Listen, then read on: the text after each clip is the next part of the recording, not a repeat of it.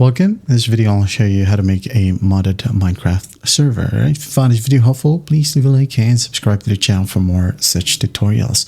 Now, first up, open up your favorite browser and then go ahead and find Java SE Development Kit. Okay.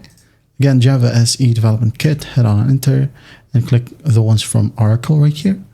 Click on it. Now scroll all the way down until you find these tabs.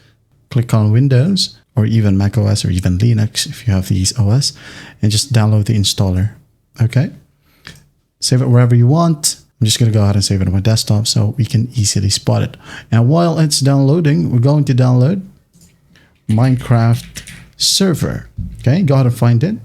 Click on Minecraft server right here, and then go ahead and click on this green hyperlink. Okay, click on it, save it on your desktop as well, and wait for the process to finish. And while it's downloading, go ahead and find Forge Minecraft. Hit on enter. Now here we have Forge files. Just click on download. Now go ahead and select the Minecraft release that you have. As per recording, I do have 1.21.11, so I'm going to download this one. Hit on install or installer.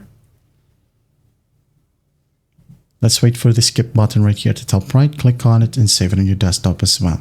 Now we have all the necessary files, so just close the browser. Here we have 3 files. First up, double click on JDK and follow simple prompts, okay? I'm not going to do it again because I already have it. I'm just going to show you right here. When I double click, it will ask me to continue or not, as you can see. So just follow simple prompts, and once that's installed, move it away.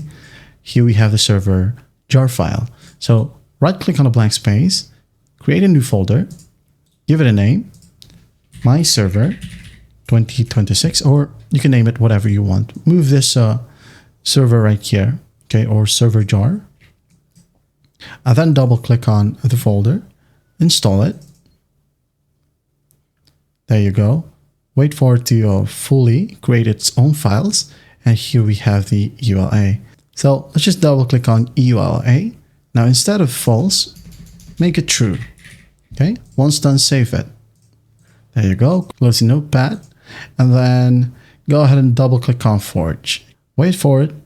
Now select install server. Point it out. Which folder? Now go to find your server folder, which is right here. Open.